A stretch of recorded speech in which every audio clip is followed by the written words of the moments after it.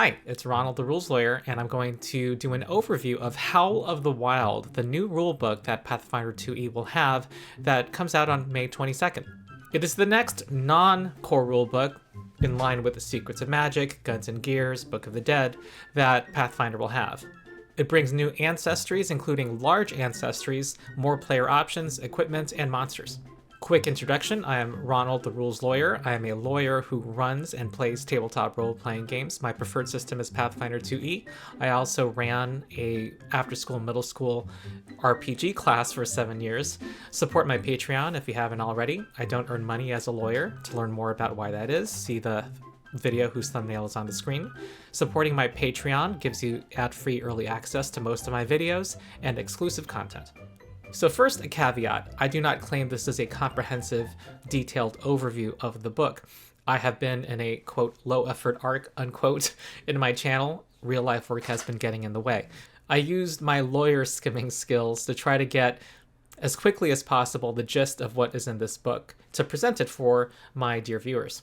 The conceit of this book, just as the other non-core rulebooks have had a conceit, some kind of in-lore justification for the book, is the accounts of a naturalist named Barenthet, who toured the world of Galarian on a flying airship, one that has been collecting beasts, and they are reporting on the wondrous sights that they have seen. Here's part of the table of contents. First, we see ancestry options, then different player options, including for certain classes, and several new archetypes, equipment, and a bestiary. Here are the 6 new ancestries. We have the water-dwelling Athamaru, awakened animals, animals who have achieved sentience, centaurs, merfolk, who also are ocean-dwelling but are more magical than the Athamaru, minotaurs, and the strange Circi, who are insectile creatures that originate in the Darklands. The Circi are really interesting. They adapt and evolve over the course of their lives, and with a level 9 feat can, in addition to their base abilities from the heritage, get what are called evolutions. We get guidelines for large player characters for the first time. They occupy a space that's 10 feet by 10 feet. They do not innately get greater reach with their limbs, unlike in other editions. They also provide standard cover instead of lesser cover to small or smaller creatures, which is actually an incomplete statement of the rule. I'm going to show on the screen what we see in the player core. They provide standard cover if they are 2 size categories larger than both the attacker and the target. So you have to look at the sizes of both creatures. When they go through a space that's only 5 feet wide, they treat it as difficult terrain.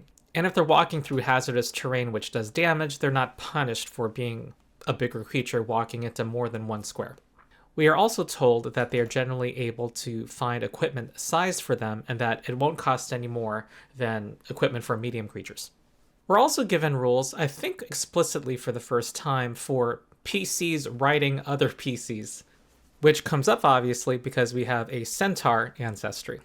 Generally, one can ride another only if the mount is 2 size categories larger at least. When an encounter begins, they both roll initiative, and they act on the lower roll.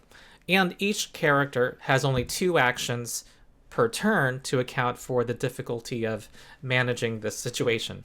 Centaurs are an exception to this 2 size categories larger rule.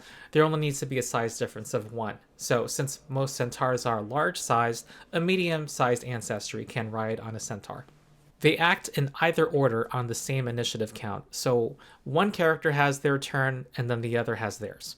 Because this is a general overview, I won't go into detail on every ancestry, but I will just make a couple of observations. I thought this was funny that in the Minotaur section we have this picture of a hoof right next to the word feet. Also notably, the Minotaur may be the only ancestry, unless I'm mistaken, to get 2 attribute boosts in physical attributes, strength and constitution, plus a free boost. So they can actually boost their 3 physical attributes, strength, dexterity, and constitution. The other large ancestry, centaurs, are not able to get longer reach. However, minotaurs have this feat that allow them to grant reach to a 2-handed weapon. So they don't grant greater reach to all minotaurs with all weapons. However, 2-handed weapons are the most powerful weapons, and this is therefore a very powerful ability. And they're already larger, so command a greater part of the battlefield already. We just have the inconveniences, shall we say, of having a large creature in possibly tight corridors. I do want to cover the awakened animal ancestry as well. They can be anything from tiny up to large sized. They gain speech and the ability to stand on two legs, and they can communicate with other animals of their kind. In addition to having the beast trait, you can allow yourself to be affected by effects as if you were an animal. Their heritages are determined by their primary form of movement while they were animals. There's the climbing, flying, running, and swimming animal heritages. And you also talk to your GM about which of these animal attacks you get, and here are suggestions. Also, although this is not technically an ancestry, I'm going to cover this and I think you'll understand why. You can be a werecreature via an archetype and have the curse of lycanthropy. This is like the archetypes from Book of the Dead, where you can be an undead creature. You can have a supernatural, monstrous aspect added to you via archetype feats, which in the system you can take in lieu of a class feat at every even-numbered level. You need to have been born into a lineage of true werecreatures or have been afflicted with the curse of the werecreature. And I'm going to bring up the curse that is in the Monster Core book. This actually requires you, at each full moon, you must do a fortitude save or turn into a werecreature involuntarily under the GM's control that night. However, the dedication feat sounds less involuntary. It says, on the night of the full moon, you automatically use change shape to assume your hybrid shape, and you cannot get out of it until sunrise. That's all it says here. There's actually a sidebar saying talk to your GM, work it out with your table, whether you want to lose that agency that night, if that's something that the player and the table want to happen. The box also raises your table being clear on whether you want this curse of lycanthropy to be spreadable to other creatures. That's another conversation to have. But yeah, being a werewolf or werebear gives you the beast trait, and you gain the toughness feat and a weakness to silver equal to half your level. And you can, with an action, change into your hybrid shape or animal shape. Your hybrid form gives you access to an unarmed attack from your animal form and still allows you to have limbs to manipulate items and use equipment. And the book gives, as I said, 4 pages of rule support, including 28 feats. And here are a couple of them. Terrifying Transformation lets you spend an action to demoralize enemies as you transform. Strangely, this has nothing to do with the change shape action of yours. This is something you can do, apparently, when you've already changed shape. But I guess you get freakier. Dire Growth is a level 10 feat. You spend 2 actions to change shape, but you also get the effect of the Enlarge spell on yourself, so long as your base animal shape is not small. I believe this is only the base version of the Enlarge spell, so you can only become large and not any larger size. And then we get other player options in this book. We get sections devoted to certain classes and several archetypes and spells. First, we get support for barbarians and druids. The section says they're especially useful to barbarians with the animal instinct and to druids with the untamed order. But I believe these options are not strictly restricted to those subclasses. You have to look at the prerequisites of each option. For example, Towering Transformation is a level 14 feat that either the barbarian or druid can take. But there's no other requirement beyond that. You simply need to go through a polymorph effect. Then, as a reaction, you get to try to frighten creatures within 30 feet. So to benefit from this as a barbarian, you actually don't need the animal instinct. You just need to be a target of a polymorph spell, or you can be a giant instinct barbarian and take this level 6 feat that lets you get larger, which has the polymorph trait. We get 13 more options of animals for animal instinct barbarians, including notably the Tyrannosaurus, where you actually get a jaws and a tail attack. We also get 4 more forms for the animal form spell that let you turn into the crab, crocodile, orca, or seal. We then get a section on more options for rangers, including warden spells, which are the optional focus spells that rangers can get. Here's one example. Here's a focus spell you can get at level 1 that allows you to conjure a small bird or other fast-moving shape to distract an enemy to make them off guard until the start of your next turn. So off guard to all of your allies. It has a range of only 10 feet, but still seems pretty useful. For the Witch, we get 3 more patrons. We get Devourer of Decay, Ripple in the Deep, and Whisper of Wings. And we get 3 greater lessons, which provide more hex spells, and 3 more witch feats. For bards, we get a new muse, the zoophonia muse, someone who through music communicates with animals. They get to innately communicate with animals, and they get summon animal in their spell repertoire. Notably, they have a level 4 feat that allows them to sustain a summoned animal as a free action once per day, but we don't see that ability to sustain a spell as a free action for most classes until very high levels. Summoners cannot free action sustain a summon spell until level 16. It is limited to once per day, however, and it has to be done in tandem with casting a composition spell, like one of your cantrips like Courageous Anthem. Then we have several archetypes, and the first one, the Beastmaster, we've already seen in the Advanced Player's Guide, and it's going to be republished in Player Core 2 this summer. This is merely an expansion to the Beastmaster. We're getting additional feats that presumably work with both the current and the future version of the Beastmaster. But there are some interesting options here, such as these. Nature's Precision, level 6, lets your animal companion basically have sneak attack with either an agile or finesse unarmed attack of theirs. And Tenacious Endurance lets your animal companion basically have the ferocity ability if they do not have the wounded condition and are brought down to 0 hit points, they stay on their feet. Next, we get the Claw Dancer archetype. If you have a claw or talon unarmed attack, you can take this archetype. Here's the dedication feat. You get 2 stances that you can enter. Each activates a different strike. There's a lot of cool thematic feats that paint the image of you clawing your way through the battlefield. Here's one, a level 6 feat, Wheeling Grab. While you enter the claw stance, you can tumble through an enemy and possibly grapple them if you succeed. Next is the Hostility Host archetype, which is a weird one.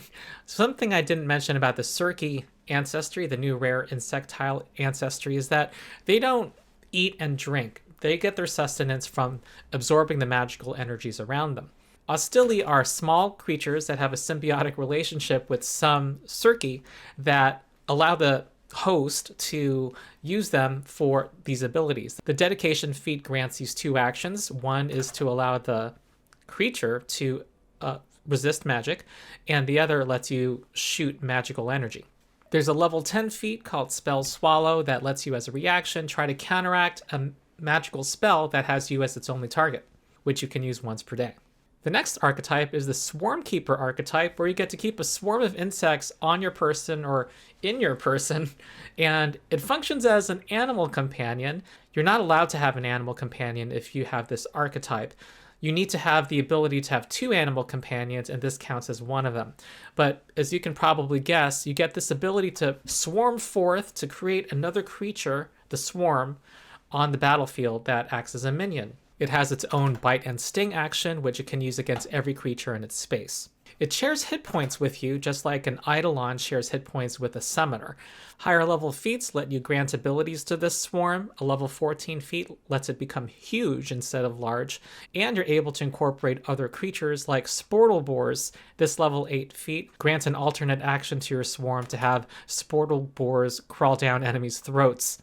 An enemy becomes sickened even if they succeed on their saving throw and don't critically succeed. There's a level 4 feat that makes the swarm venomous and inflict persistent poison damage and make them enfeebled, of course. Next is the Thlippet contestant archetype. Thlippet is a sport, a martial art practiced by Tripkeys, which are the new name for Grippleys, the frog people in Pathfinder. Thlippet is a martial art involving prehensile tongues. And to take the dedication feat, you need to have a long prehensile tongue or a tail. Importantly, you get a new attack that has the grapple and reach traits. And there are people who will tell you that grapple is a strong ability, to be able to do it at reach even more so. In addition to getting access to the lunge, slam down, and crushing slam feats, there's a bunch of feats under this archetype that enhance your attack or give you other maneuvers. Here's Slingshot Maneuver. When an ally who's willing enters your reach during a move action, you get to reposition them as a reaction 15 feet within your reach while they're moving. The next one is the werecreature, which I already covered earlier. After that is the Wild Mimic, who is a fighter who imitates the monsters they find in nature. Taking the archetype gives you Wild Mimic lore, which lets you recall knowledge about any creature, but it has to be about learning their abilities. But beyond that, they have feats that involve learning from monsters they encounter.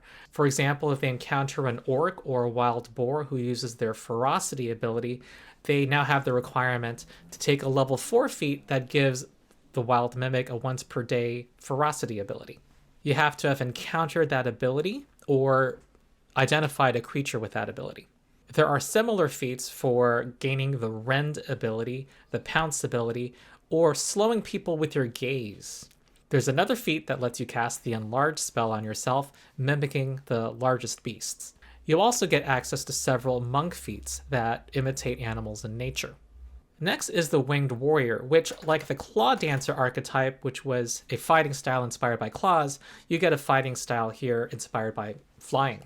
You need to have permanent wings, and they can come from your ancestry or a graft, which is a special item we have not gotten to yet. But FYI, the graft that gives you wings is level 17, so would only come up late in a campaign. The dedication improves your horizontal leap and increases your fly speed if you have one. But there's a lot of feats that favor skirmishing, a flying fighting style.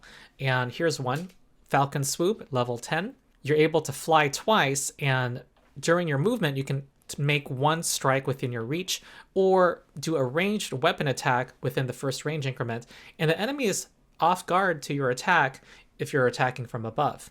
Other feat names give you an idea of this archetype, like Pluck from the Sky, Thunderous Landing, and Bombing Run.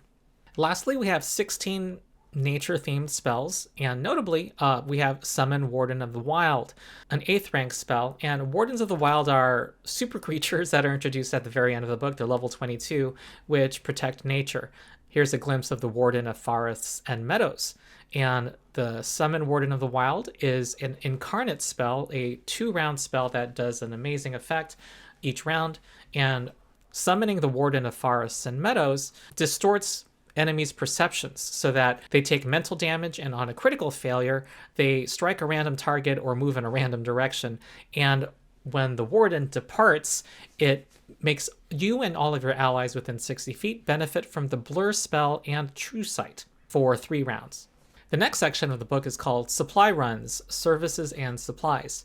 The first section is Animal Companions, and here we have 9 new animals, including the important flying squirrel, the giant flying squirrel. Note that it does not have a fly speed, however it can glide. It can fall 5 feet while moving up to 25 feet horizontally. Also, we get advanced companions, which I think are new to this book. They're animal companions that require you to have a minimum level. And I think these are all distinguished by having either a swim speed or a fly speed. They are considered harder to train, and they all have the mount special ability, so they're more effective in mounted combat, which includes, importantly, not being limited to a land speed while bearing a rider. Here's an example. The Griffin is a 14th level animal companion, which has a fly speed, and all of the ones that have a fly speed are 14th level or higher. Next, we have grafts, which are living tissue that you can implant on a character that gives them a permanent ability that is typical of an animal in nature. A character can get the Graft Technician feat, a level 3 medicine skill feat, that lets you implant a graft using the same rules as crafting an item. So it takes 2 days to implant a graft on a creature by default. Here's an example. We have Slashing Claws, a level 3 graft, which grants a claw unarmed attack. Another level 3 graft called Spry Sinews gives you a longer leap. And there's a level 10 uncommon graft called Echoreceptors that gives you echolocation 40 feet, and your hearing becomes a precise sense. They have the invested trait. You can only have 10 items invested as a Pathfinder character by default. And unlike other invested items, you cannot choose to not invest these items once they're implanted. They must count against your limit. Next are Beast Armor and Armaments. They are all animal themed in some way. And here are pictures of examples. We have 8 pages of armor, weapons, including guns, and held and worn items. A standout is the Chimera Flail, which is a war flail that has 3 heads, like a chimera, and with an interact action, you can switch between the different flails. Each has its own special ability.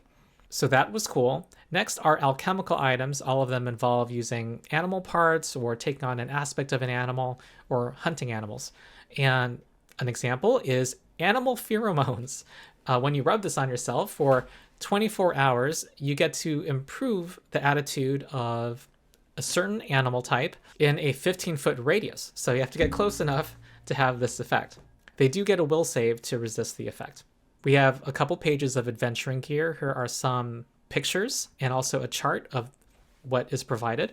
Next are big game siege weapons. Siege weapons have their own rules. They require multiple actions to load. We, of course, get the harpoon cannon, but we also get interesting weapons derived from animals, including the blob paste propulsor, which incorporates oozes. When you fire, it strikes a creature, and they are grabbed for 1 minute until they escape. Next are spell catalysts, which in Pathfinder are consumable items. Each catalyst is keyed to a specific spell and can enhance that spell. And here's one example. We have the Kirin Echo Chime, which enhances Gust of Wind. It's one of the catalysts that requires an extra action when you activate it, but it makes Gust of Wind's effect on flying creatures, normally pushing them 30 feet away. It lets you choose the direction they are pushed if you use this item. Next, we get Golarian's Menagerie, our bestiary section of the book. And it opens with an interesting set of adjustments you can apply to creatures. We've always had the weak and elite adjustments to adjust the level by 1 of a creature. But we get to add to our toolbox amphibious, frostbound, sandbound, and winged, and a couple more that I'm going to focus on. One of them is called miniature. You get to make a creature tiny. In exchange for reach with their strikes, they can run through the party with impunity. They don't provoke reactions. At least they don't trigger them when they use this special activity. Next is the twinned adjustments. If you want to give a creature a second head, it runs like the Etten does in Pathfinder. It gets to roll initiative twice. Each head gets its own turn and has 2 actions and 1 reaction, instead of the normal 3 actions and 1 reaction. They also gain reactive strike, so it has 2 reactions per round, and the gnaw-free reaction where they get to help each other escape. So I'm just going to highlight a few stat blocks that jumped out at me. First is the Chimera. We were already given the Chimera in Monster Core, but we now have stats for a greater Chimera, a level 13 creature. But additionally, we now have rules to replace the heads with other creatures. So Ancrav, Hippogriff, Rotting Animals, Snake, Snapping Turtle, and Wolf. If it's a greater Chimera, we have stronger heads. We have the Adult Dragon, Cave Worm, Emperor Cobra, Phantasmal Beast, Screeching Rock, and Witch Warg. It's like Mr. Potato Head, but instead of parts of the face, you get entire heads. It's not a perfect analogy, but you know what I mean. We now have a dinosaur greater than the Tyrannosaurus Rex, the Thrunosaurus Rex. In Pathfinder's campaign setting of Golarion, the House of Thrun rules the nation of Cheliax, and they have their power because they made a deal with Hell. And their Diabolists have concocted this monstrosity called a Thrunosaurus Rex, which has the abilities of a Tyrannosaurus Rex, but is stronger. Obviously, it's level 17, but it's diabolical. It is unholy. It is immune to fire, has a weakness to holy damage, and resists all physical damage except silver. It has a frightful presence ability, like dragons, and it teleports if it takes damage from a holy effect. They also have Hellfire, which is unholy, that they can channel 3 different ways. So that was a standout to me.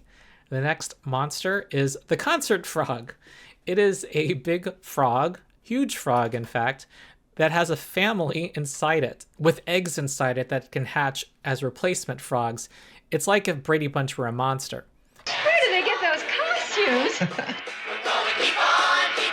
And with the conduct action, one of the froglets grants a boon to the concert frog and all of its allies within 60 feet. Each froglet is a different color naturally. You can even target a froglet. Each is 25 hit points, and if one dies, the concert frog gets a DC 11 flat check at the end of its turn to replace its froglets. Utterly weird and fantastic, and not that strange compared to some things you find in nature. And lastly, I have to say something about one of the 4 wardens of nature that were provided. They have some amazing abilities, and here is a snippet of the lore we have of the Warden of Peaks and Skies. Like the other wardens, it is a level 22 creature, and this has a great ability called Orogenesis Dive, where it creates a 120-foot tall pillar of rock, flies 240 feet in the air, and then slams down onto it. The people that were lifted up, they have to do a saving throw or become fatigued, and then have to resist falling off of the cliff. All of the wardens have big dramatic abilities like this. So that's the end of my overview of Howl of the Wild.